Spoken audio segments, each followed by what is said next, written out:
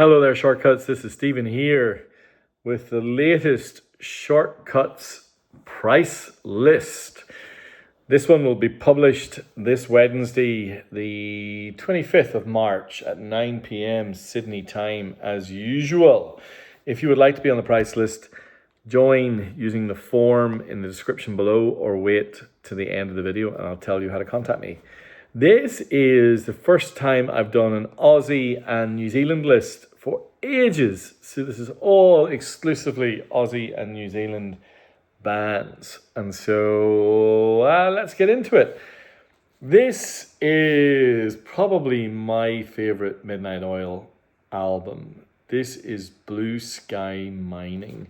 I remember, I've told this story before of queuing up at Gene Stewart's country music store and putting in my order for Blue Sky Mining on cassette when it first came out in 1990. So I would have been 16.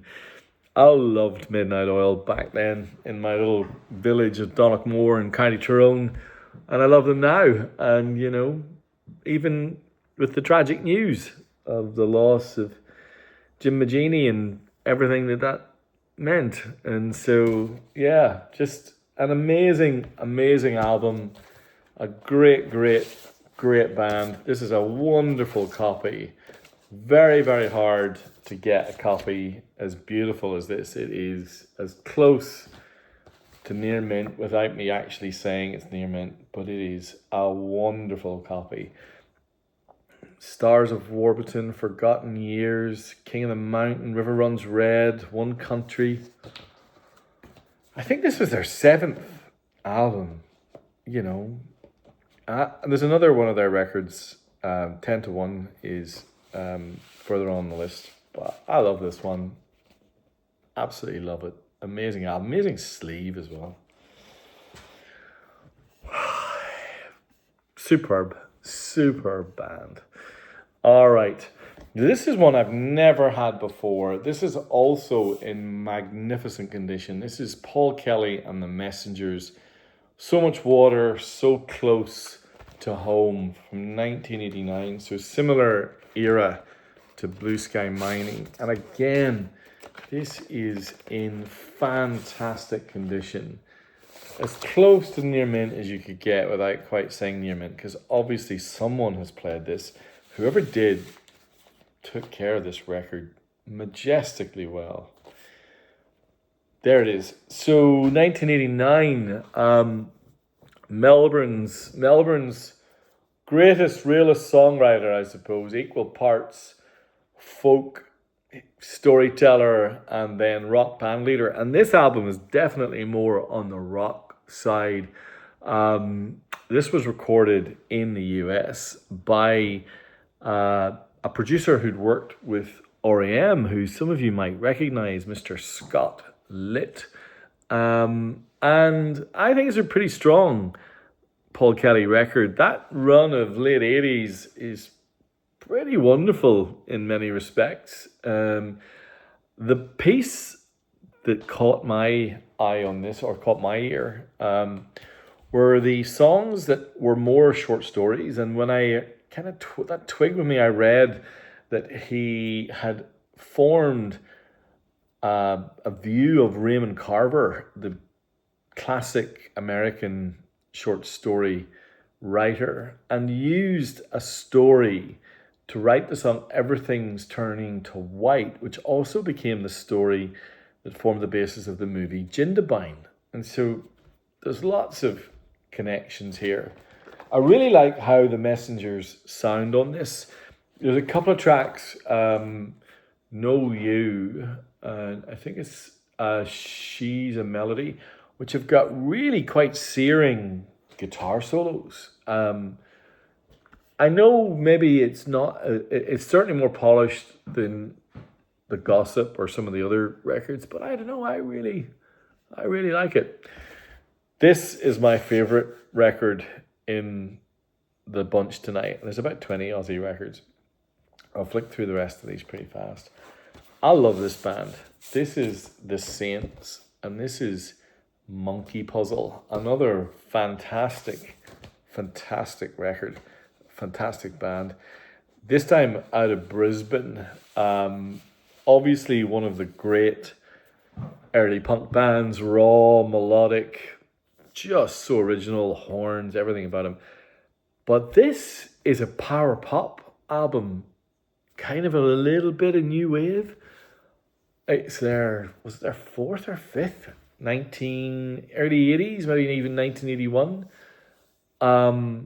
First album without Ed Cooper, and I think that's probably why there's such a sonic change in direction. But I really, really like it. Really, really like it. It's got a bit of a thin production, though. It kind of reminds me a little bit of the thin production of the likes of Husker Du, those American bands from the mid-80s. I love it. I wonder if there are any other Saints fans out there who love that record as much as I do.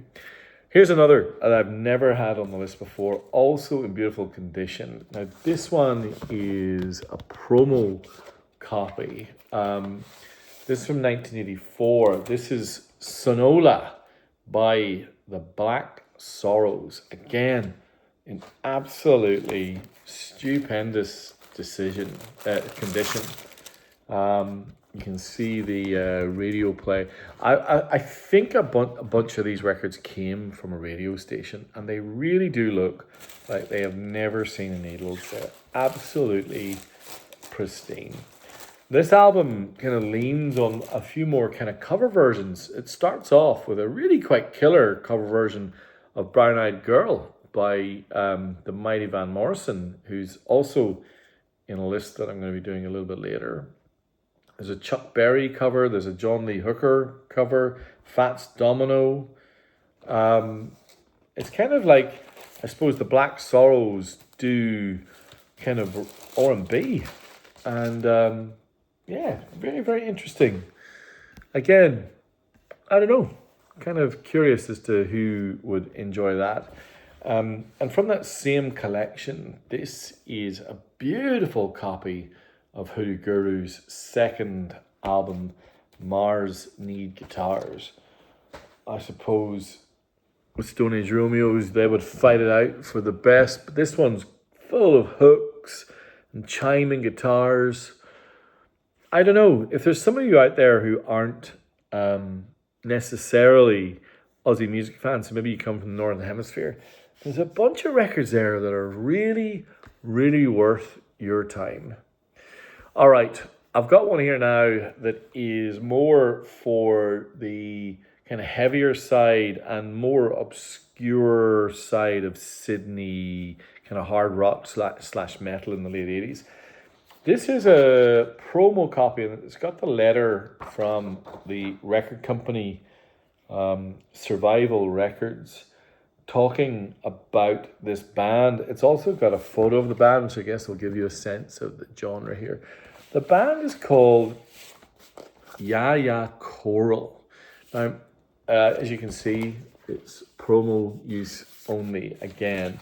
I suspect this band, well, I know they did well enough to get a tour in the UK, because I've seen in my research, I saw a couple of pictures of them on the bill of various UK concerts. So if anyone knows anything about Yaya Choral on Survival Records, a bit of an obscure Sydney oddity, kind of hard rock, kind of metal sound, yeah, let me know. All right, we'll move on to more familiar territory. The mighty The Swing, 1984. This is Aussie First Press, really nice copy with the really beautiful design of the inner where the band are part of the pictures. You can see that. Lovely, lovely copy. For those of you who don't have a good copy of The Swing, INXS's fourth studio album, and the moment really when they clearly pivoted toward a more modern production sound. Obviously, massive hit in Australia. All right, couple of interesting records now. This one, Live at Several 21st by the Party Boys. They were kind of a rolling group of hardworking Aussie rockers And I suppose live is the best way to hear them, from what I can tell. This is their debut album released in 1983. So if any of you fancy a bit of the Party Boys, this was pretty cheap, $15, $20, and it's in beautiful condition as always. All right, this is one of our first, maybe our only New Zealand band. This is Hello Sailor. New Zealand band that kind of hit in Australia. This record came out in 1977. Got its own little mythology going, this record. I didn't really know much about it until it appeared in this collection, but definitely quite a rocky guitar, harmonica sound, really tight band. Vintage, kind of warm, tubey sound to it. So again, if anyone knows more about Hello Sailor, put it in the list. Here's another of these samples. Honestly, these sample records genuinely look like they have never been played. In this case, this is Love and Adventure by Pseudo Echo. I'm going to leave that. Whoever buys that will be the first person to take that out of the sleeve, in my bet, in my estimation. An absolutely perfect promo copy of Pseudo Echo, Love and Adventure. They were from Melbourne, very new wave, sleek, dancey, kind of crisp guitars, big choruses, really interesting band. I've had this one on the list before, but no one grabbed it. This is the limited edition gatefold of the Lime Spiders, The Cave Comes Alive. There's the gatefold. Very raw, very live, bit of a career statement in terms of what this band were all about. I've never seen a copy that looks like this. It's really beautiful condition for those of you who love the Lime Spiders. Another really lovely copy of a record. This is Noiseworks' debut. Is it their debut? I think it is. Self-titled from 1987. Another gatefold. Another really muscular production by Mark Opitz. Tight, radio ready. I can understand why this was a hit. For those of you who love Noiseworks, this is another beautiful copy, as is this Australian Crawl 1980, The Boys Light Up, kind of coastal pub rock romantics. There we go. Again, there's the orange label from the first press. Just fantastic, fantastic condition, this collection. Really, really superb, which is why I wanted to highlight it. One of my favorites on the list, I've got this on my own collection because I really quite like this band. This is Hunters and Collectors, and this is Ghost Nation. Another beautiful copy, really well looked after, superb vinyl. This is a little bit later in their career, maybe their 5th or 6th studio album. Really lovely, lovely band. And, they never made a bad record. Hunters and Collectors, really fun. That one, a little bit more experimental than some of their others, and I think that's probably what makes it kind of ageless. All right, The Church just made stellar EPs, and this is maybe their best. This is Sing Songs from 1982, a really nice Aussie copy, beautiful vinyl. I think this was their second EP, maybe. Lovely, kind of scrappier, more immediate than their first EP. It's got tracks like A Different Man, In This Room. If anyone fancies a bit of church EP action, that's a really, really nice copy. Also have, I just noticed I had a spare of this, a beautiful copy of Ish by 1927. This from 1988. Also another Melbourne band.